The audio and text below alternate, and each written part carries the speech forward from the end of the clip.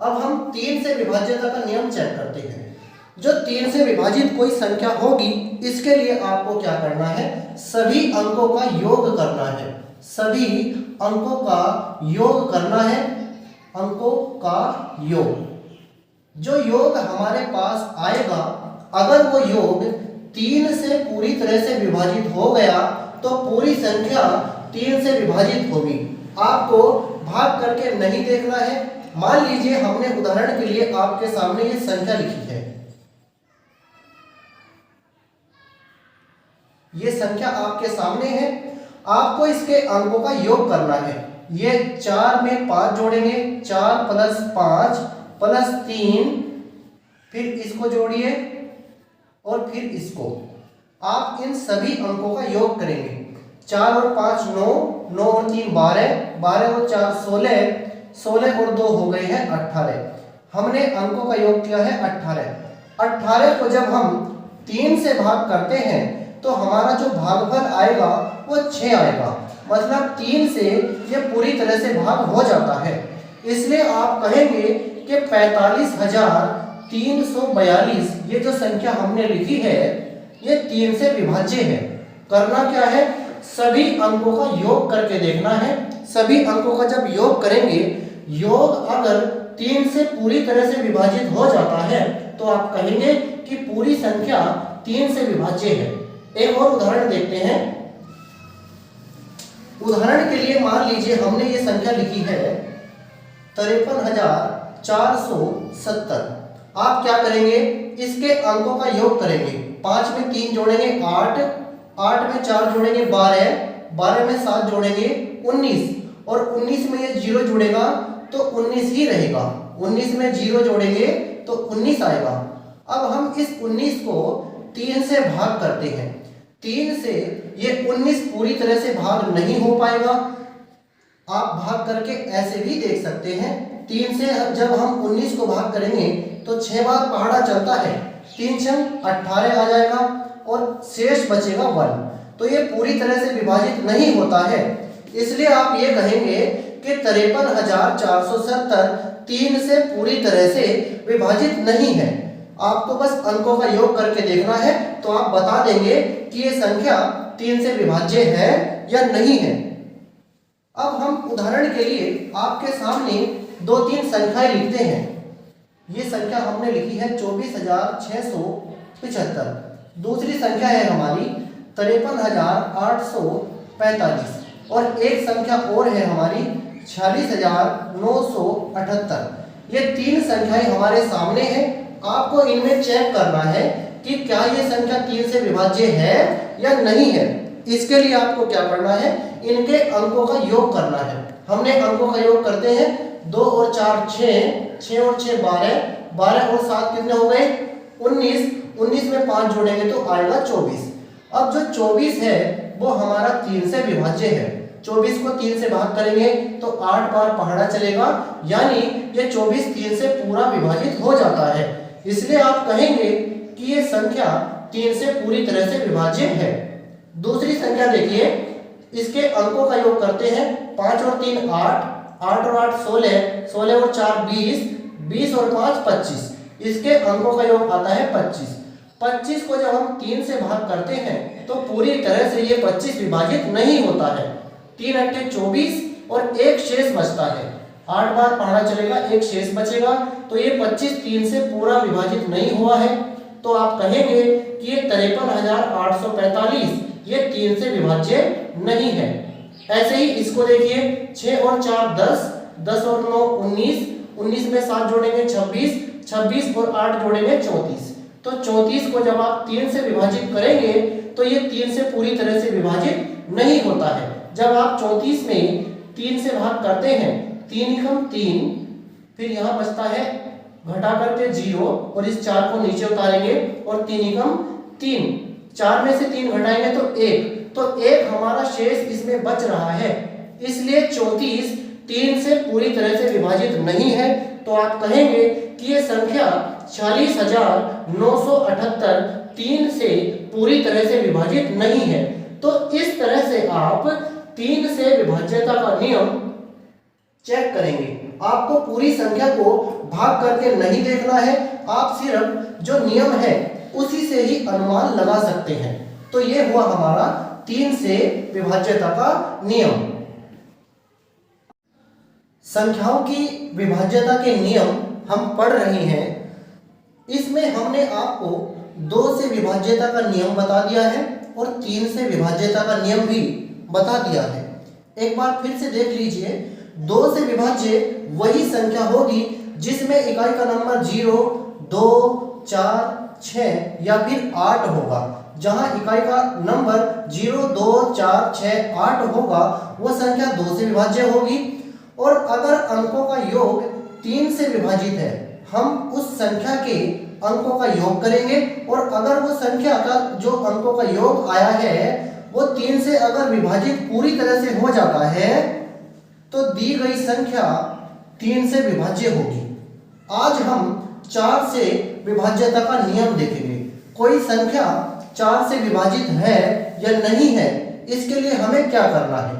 इसके लिए हमें दी गई संख्या में इकाई और दहाई के 2 अंक देखने हैं। एक तो इकाई का नंबर देखना है और एक दहाई का नंबर देखना है।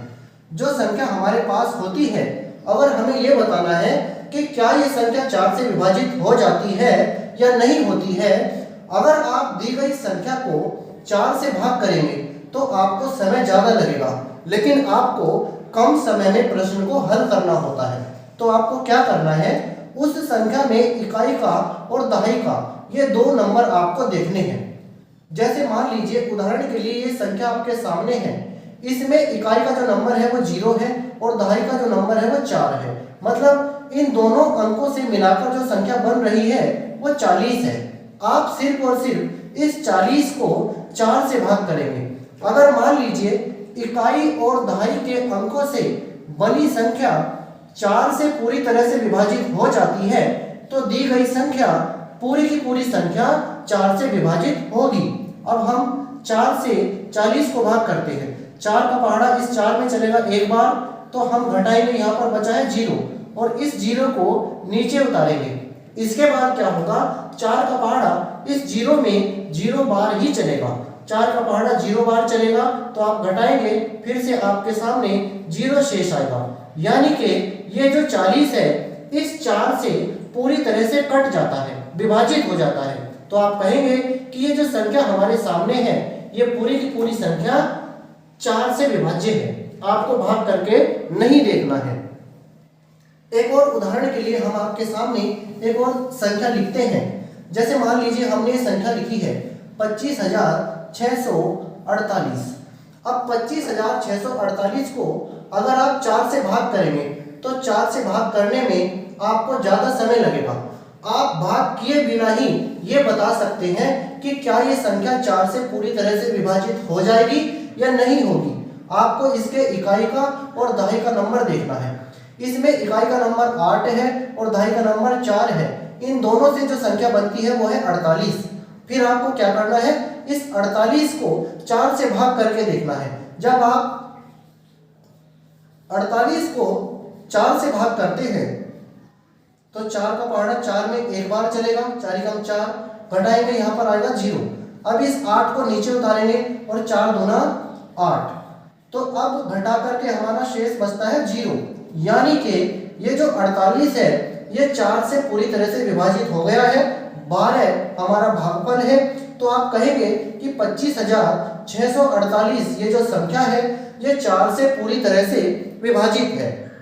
अब हम उदाहरण के लिए आपके सामने 2-3 संख्याएं लिखते हैं। आप इसमें देख करके बता सकते हैं कि क्या ये दी गई संख्या 4 से विभाजित है या नहीं है।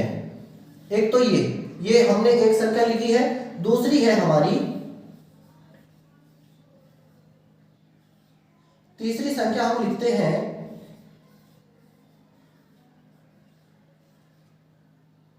मान लीजिए जी। अब आपको क्या करना है, इसमें इकाई और दहाई से जो संख्या बन रही है उनको लेना है।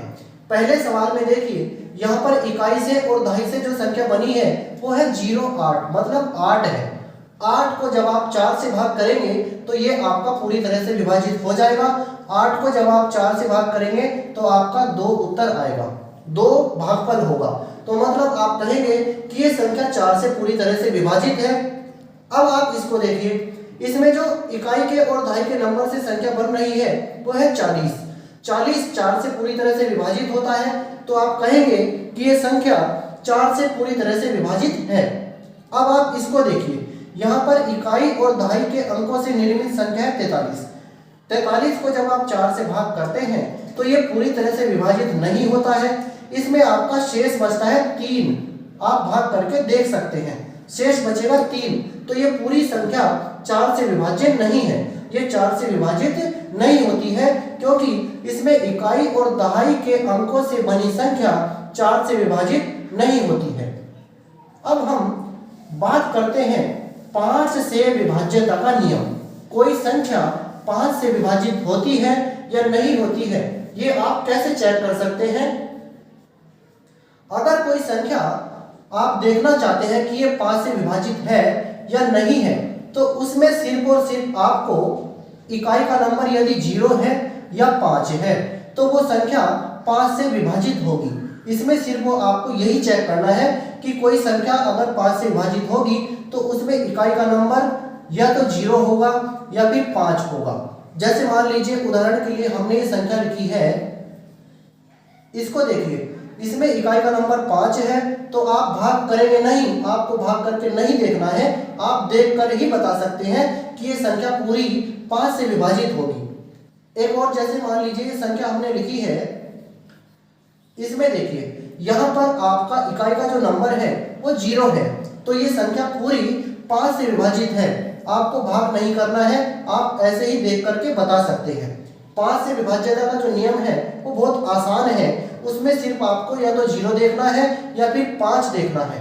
अगर इकाई का नंबर 5 है या फिर 0 है तो पूरी संख्या 5 से विभाजित होगी, 5 से कट जाएगी, आपको यही देखना है। अब हम उदाहरण के लिए आपके सामने 2-3 सवाल करते हैं। जैसे मान लीजिए ये संख्या हमने लिखी है एक संख्या ये लिखी है और एक संख्या ये लिखी है। आप इन संख्याओं में देख करके ये बताएंगे कि क्या ये संख्याएं 5 से विभाजित हैं या नहीं हैं। सबसे पहली संख्या को देखिए, इसमें इकाई का जो नंबर है वो 5 है। अगर इकाई में 5 आता है तो पूरी संख्या 5 से विभाजित होगी, तो यहाँ इकाई का नंबर 5 है तो ये संख्या 5 से विभाजित हो जाएगी। अब इसको देखिए, इसमें चलो यहाँ पर 0 रख देते हैं। अब मान लीजिए यहाँ इस संख्या को हम देखते हैं, इसमें इकाई का नंबर है 0, तो अगर इकाई का नंबर 0 है तो ये संख्या भी पूरी तरह से 5 से विभाजित हो जाएगी। ऐसे ही अगर आप इस सवाल को देखें, इसमें इकाई का नंबर 3 है, तो अगर इकाई में या तो 0 हो या फिर 5 हो, इन दोनों में से कोई होता तो संख्या 5 से विभाजित होगी।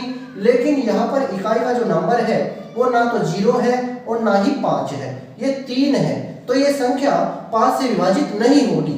इस तरह से आपको 5 से विभाज्यता का नियम देखना है।